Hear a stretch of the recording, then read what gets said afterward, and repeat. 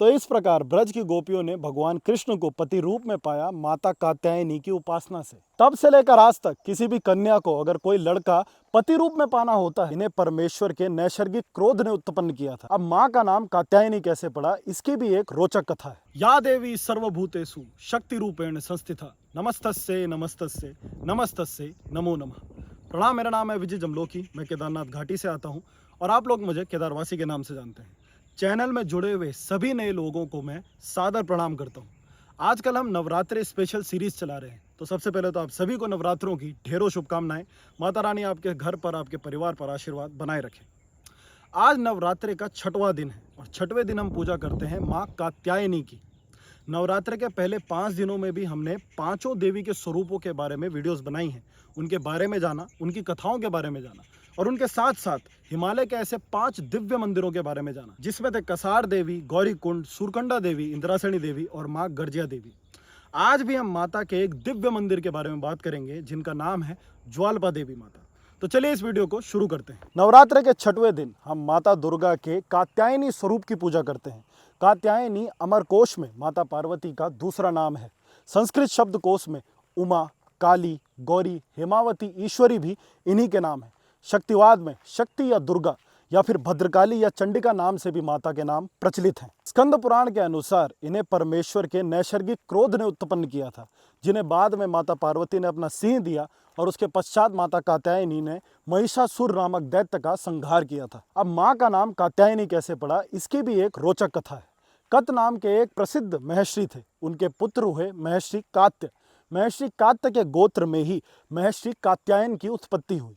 कात्यायन ने कई वर्षों तक बहुत ही कठिन तपस्या की माँ भगवती की और उन्होंने माँ भगवती से वरदान के रूप में मांगा कि माँ भगवती स्वयं उनके घर में पुत्री के रूप में जन्म ले।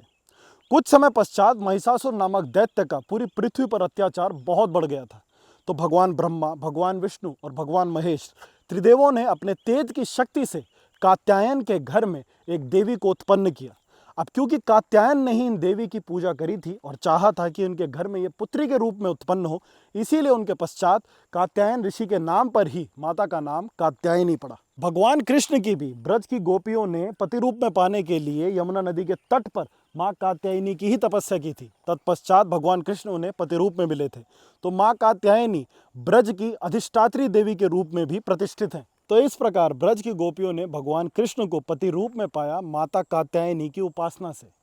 अब एक ऐसा ही मंदिर उत्तराखंड में भी स्थित है, जहां पर कोई भी कन्या अगर उसे अपने मनचाहा जीवन साथी पाना हो तो वो इस मंदिर में अवश्य जाती है और माँ भगवती की पूजा करती है। तो चलिए इस मंदिर के बारे में जानते हैं। उत्तराखंड के पौड़ी गढ़वाल जिले में पौड़ी और फेमस हिल स्टेशन लैंसडौन के बीच में सतपुली के पास नयार नदी के तट पर खूबसूरत पहाड़ी जंगलों के मध्य में बसा है माँ ज्वालपा का ये शक्ति स्थल। अब इसकी कथा सतयुग की है। एक बार दैत्यराज पुलुम की पुत्री शची को देवराज इंद्र से प्रेम हो गया। देवराज इंद्र को भी शची से प्रेम था, किंतु देवराज इंद्र शची से विवाह नहीं कर पा रहे थे क्योंकि वो दैत्यराज की पुत्री थी।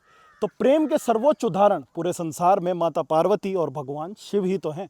तो शची ने माता पार्वती की उपासना करने की सोची। शची ने नयार नदी के तट पर बैठकर ही कई वर्षों तक माता पार्वती की कठिन तपस्या की। माता पार्वती शची की तपस्या से अति प्रसन्न हुई और तत्पश्चात माता पार्वती ने शची को देवराज इंद्र को पति रूप में पाने का आशीर्वाद दिया। तब से लेकर आज तक किसी भी कन्या को अगर कोई लड़का पति रूप में पाना होता है तो माता ज्वालपा के दर पर अवश्य जाती हैं और उनसे इस चीज़ की प्रार्थना करती हैं, उनसे आशीर्वाद लेती हैं। कोई भी नया शादी का जोड़ा भी माता ज्वालपा के दर पर अवश्य जाता है और माता से आशीर्वाद लेता है। तो अगर आपको भी कोई अगर ये वीडियो देख रहा है, अगर आपको किसी को मन चाहे पति के रूप में पाना है तो माता ज्वालपा के दर्शन आप अवश्य करें। अब माता ज्वालपा के मंदिर में पहुंचना कैसे है? सबसे पहले तो आप पौड़ी गढ़वाल पहुंचिए। पौड़ी से आपको कोटद्वार की, गुमखाल की कोई भी लोकल बस आपको पकड़ लेनी है और ज्वालपा देवी पर उतर जाना है। रोड से छोटा सा वॉक है नीचे एकदम नदी के किनारे पे ज्वालपा देवी, आपको वहां पर मंदिर पे आप पहुंच जाएंगे। कोई बहुत ज़्यादा चलना नहीं है और ज्वालपा देवी एक वेल नोन मंदिर है, वेल नोन स्टेशन है। तो अगर आप बस को या कंडक्टर को, ड्राइवर को, किसी को भी बता देंगे तो आपको ज्वालपा देवी के मंदिर में उतार देगा। अगर आप लैंसडौन की साइड घूम रहे हैं, अपनी गाड़ी से आए हैं, लैंसडौन हिल स्टेशन पे घूम रहे हैं, तो लैंसडौन से भी ये 50 किलोमीटर ही है। पौड़ी से भी ये लगभग 50 किलोमीटर ही है। तो लैंसडौन से आपको 50 किलोमीटर बहुत ज़्यादा नहीं पड़ेगा। लैंसडौन से आपको सतपुली आना है और सतपुली से आप पहुंच जाएंगे ज्वालपा देवी के मंदिर में। बाबा लोग एक बार तो लाइफ में माता ज्वाल्पा के दर्शन आपको अवश्य करने चाहिए।